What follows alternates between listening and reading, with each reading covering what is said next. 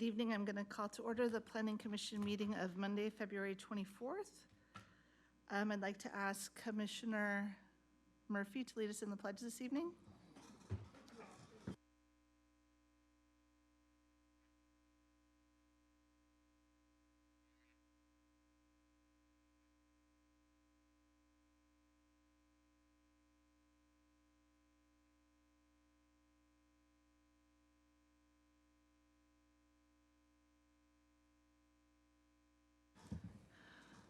And if we could have the roll call, Madam Secretary. Please let the record show that all planning commissioners are present.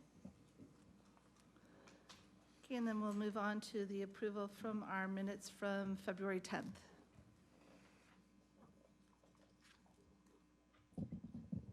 Madam Chair, I'd like to make a motion to approve the minutes.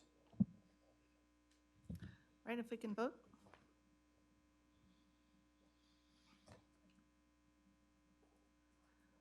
Okay, show that the minutes were approved.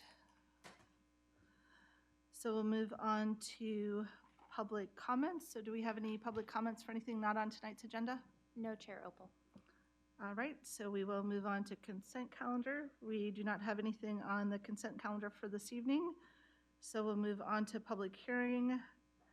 Item 2, Coastal Development Permit CDP 19-0020 to permit the demolition of an existing single-family dwelling, SFD, and the construction of a new SFD with minor site development permit, SDP 19-0034M, to allow the construction of retaining walls exceeding 30 inches in height within the front and rear yards located at 325 Monarch Bay Drive. And do we have a staff report this evening? Yes, we do, Chair. Danny Giametti will be writing a staff report tonight. Good evening, Chairman Opal, fellow commissioners. The project before you this evening is a request to demolish an existing single-family home and construct a new single-family home in its place, and also a request to construct retaining walls which exceed 30 inches in height, located within the front and rear yards. So the site is 7,030 square feet. It's located southwest of the intersection of Crown Valley Parkway and Pacific Coast Highway within the Monarch Bay community.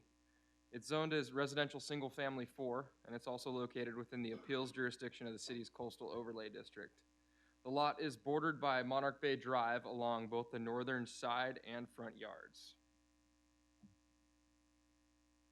As you can see from this image, the lot slopes up from the street along both exterior property lines along Monarch Bay Drive, as well as has a significant upslope in the rear of the property.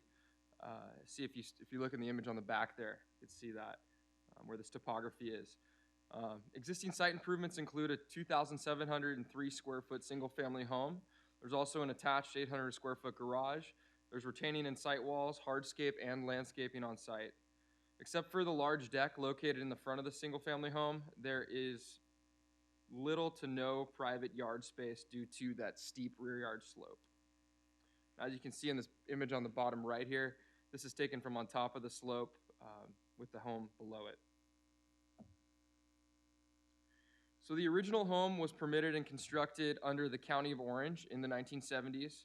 And in 1980 and again in 1986, the county approved variance requests to reduce the front yard setback from a required 19.2 feet in the records down to 11.5 feet in order to permit additions along the front of the home. Because there's been past variance approvals which run with the land, a required front yard setback of 11.5 feet for future development is allowed.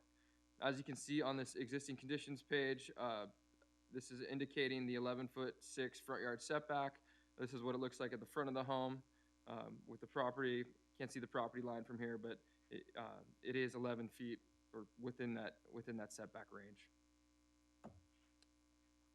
So the proposal is to demolish the existing home and construct a new 3,672 square foot home with an attached 964 square foot garage. The new single-family dwelling will be located 11 feet 6 inches from the front property line, consistent with the previously approved variances, and will meet other minimum required yard setbacks. Because the project includes the demolition and construction of a new single-family home, and it's located within the coastal appeals jurisdiction, a coastal development permit is therefore required. So this slide shows the images of the first and second level. On the floor plan, on the first level, as you can see, the garage is shown in green there. That garage includes like an attached beach room with a downstairs bedroom and an in-suite bathroom and closet. Those are the habitable portions, which are actually shown in yellow. And then there's also a laundry room, multiple storage rooms, and a mechanical room. So again, on that left side, first level plan, everything shown in yellow there is part of the habitable space. On the second story, shown in yellow again, you have your formal entry to the common dining and family areas, as well as the kitchen area. 3 bedrooms with ensuite bathrooms, 1 designated as the master, a large master closet, and a almost 300 square foot deck facing Monarch Bay Drive to the northwest, which is identified in blue here. There's also an enlarged, there's also a patio area which isn't shown on this floor plan, which is going to be located on the left side of the property.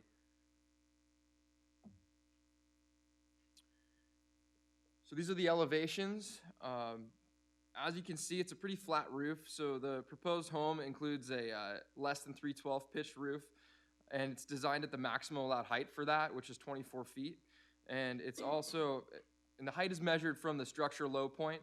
We take the structure low point on this particular home from the garage finished pad elevation to the highest ridge. The green line shown on the PowerPoint presentation here shows that measurement. As you can see, the structure low point finished pad elevation at the bottom there, and then the top of roof showing with the total height being compliant at 24 feet. So as you can see from the table on the screen here, the project complies with all of the applicable development standards as well as your general development standards. So your yard setbacks, lot coverage, and height limit are all in compliance. This is the finished materials palette of what the new home will look like. It includes some striated limestone stone veneer along the garage area, stainless steel siding, metal trim, and white smooth hand-troweled stucco for all the exterior walls. The openings, which would be the windows, the garage, the doors, they include metal-clad windows and doors and a French oak roll-up garage door. The overall design mimics a mid-century modern type architectural styling. So as I stated earlier, the application also proposes the installation of a series of concrete retaining walls. The zoning code requires that the approval of a site development permit for retaining walls which are taller than 30 inches in height, as measured from finished grade. So the 4 walls which are proposed and to be located in the front yard, shown in red here, they're going to tie into the freestanding wall in the green, or that's highlighted in green here. As you can see, that red wall ties into that, and then there are also some existing walls on the right side here. So the walls in the front will range in height from 1 to 8 feet, with the highest portion located right here. It'll only be visible from the northern side of the driveway. So if you were in the driveway looking to the left, that would be the highest portion. And then the retaining walls in the backyard, as you can see, they're highlighted in blue here. They range in height from 4 to 8 feet, and there's no portions that will be visible from the street.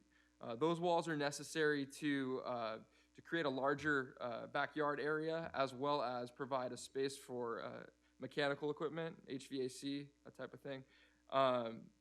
The new walls will be, in the rear yard, will be finished with a smooth white stucco to match the proposed home.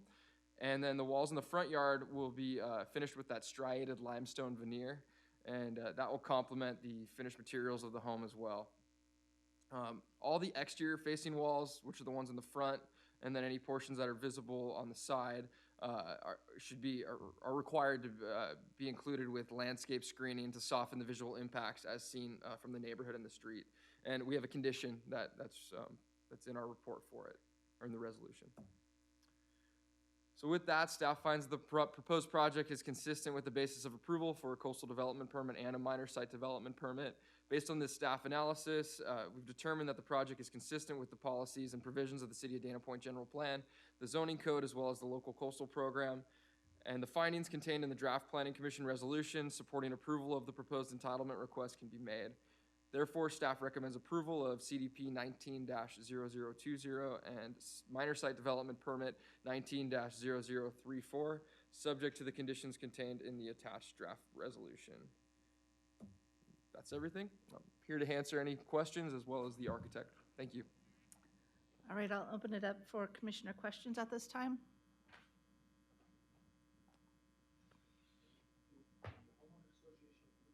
They did, and we have a copy of the approval. I have a couple quick questions for you on I think it was the first slide that you showed was the site plan, the colored one. There you go. Yep. Here you go. So up on the north, I believe it's the northwest corner, is that just the roof line that encroaches setback there? Northwest corner. So up to where it says P13, call out, I don't know what the orientation over here. is. No, on the other side. Up at the corner where it says the P13 with the arrow. Oh, There you gotcha. go. Right here. So you see the dash line, which is your setback? Yeah, you know what? When I highlighted the border, part of it must have just gone over a little bit. There is going to be an eave or an overhang that can encroach 2 feet 6 inches into Right. the setback. So Okay, so that's what that is? I have to go back and take a look, but if I'm zoomed in, it looks like the black line goes over where the plan was drawn. Yeah, I'm looking at SP1, and I think that's what that is indicating here. I just wanted to confirm that. Let's take a look. Okay.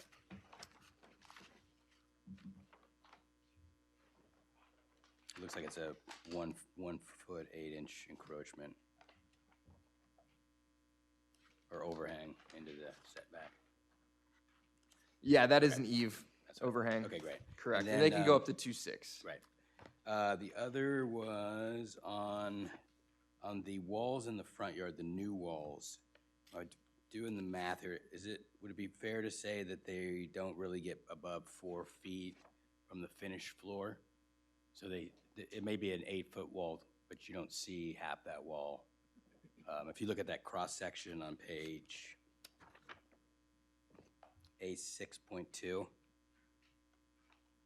it appears if you get up to the top of the stairs, you're at about 83.5, and then those retaining walls are, somewhere in the range of 88.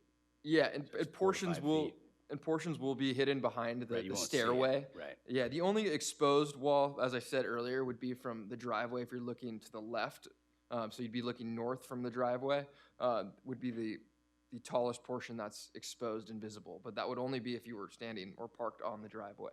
Got it. Okay, thank you.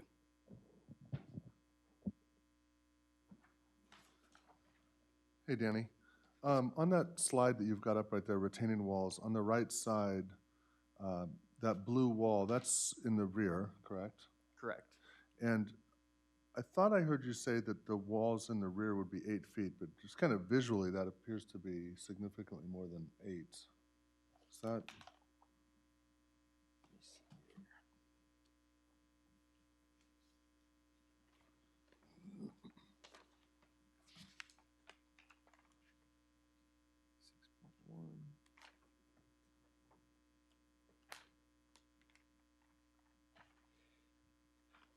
You know what? That section drawing is actually probably the one that I shouldn't have used. If you go to A6.2, Okay. that's actually a shoring or a structural wall.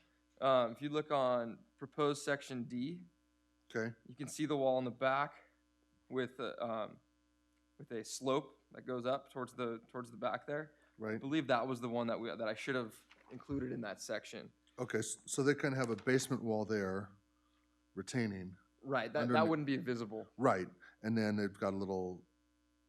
on that side, and then on the Gotcha. other side, because there's a cross slope as well, as you can Right. see in the topo, it kind of Right. goes over like this. Then the wall increases in height from there, Okay. from the From where that it would be section from line the was shown.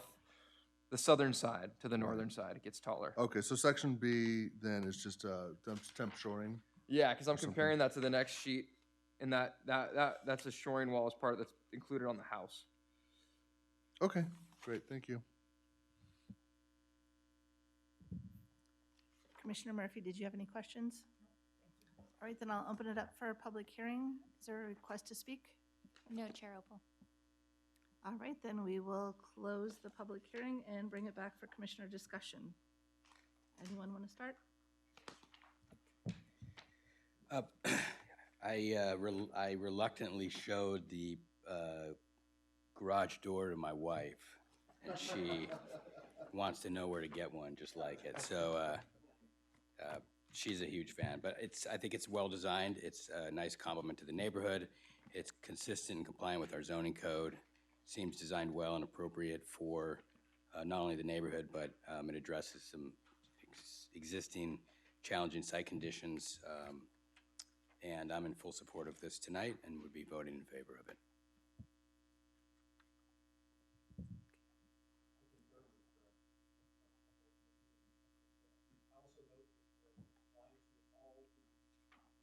Development standards, and it's going to be a significant improvement to the neighborhood, and I'm sure it'll be much more livable, so I'm in full support.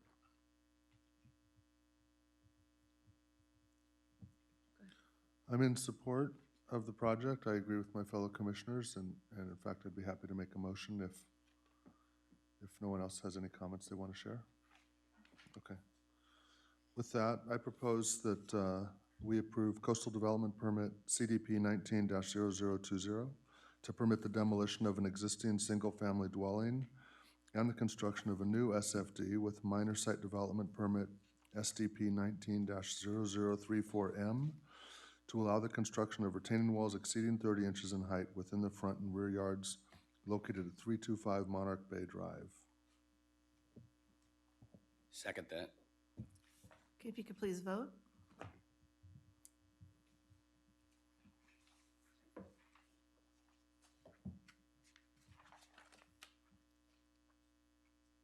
So that passes unanimously, so congratulations and best of luck on your project. Sure. Thanks for designing a nice home for our city. All right, moving on to old business. We have no old business this evening. New business, we have no new business. So do we have any staff reports? We have a few things to update you on. Our next meeting on March 9th, we'll actually have 3 items that night. So we'll have another public hearing in Monarch Bay, and we'll have a workshop on our zoning text amendments for the accessory dwelling units, the parking, shared parking program, as well as the noticing requirements. And lastly, we'll have a new business item on the housing element annual report. So that night will be a good, interesting one. Also, I want to follow up on one of the items I updated you on last meeting. Commissioner Donor asked me to provide an update on the landscape roundtable meeting that we had. And following that meeting, I had a chance to do a little more history, and we actually have a commitment to come back to the Planning Commission and update you on the landscape ordinance itself and any proposed changes. So, because that is what the direction we got from you back in November. So what we'll be doing is compiling the comments that we heard from the public and coming back to the Planning Commission and get some direction from you. And that'll probably be happening in April. And lastly, I have the great honor to recognize outgoing chair, Commissioner, previously Chair, Roy Donner. I didn't have a chance to work with you, but I'm looking forward to it.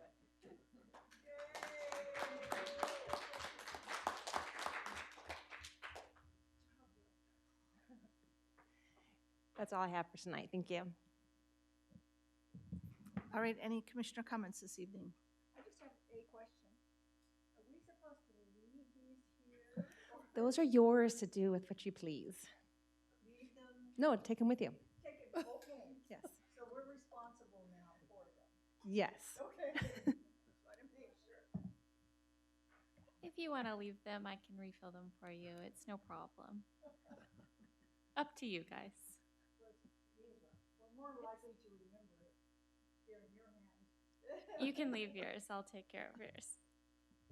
Thank you. Yeah, so huge thanks to you for doing this. This was your idea, so thank you for suggesting it. I don't think anybody was watching how much work was going into pouring and washing glasses.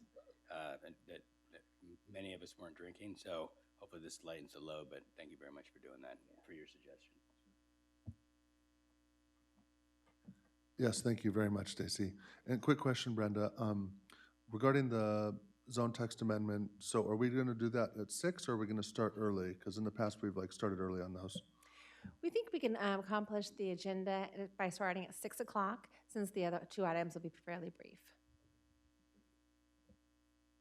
The next meeting on the landscape, will that be before the next meeting or after? The landscape meeting for the Planning Commission, The ordinance, the proposed ordinance, yes. that will probably be scheduled in April for the Planning Commission. Any other comments? Just want to say thank you, Roy, for your service, and I have big shoes to fill, so. All right, if that's it, He's barefoot, so don't worry about it. then I will adjourn to our next meeting on March 9th.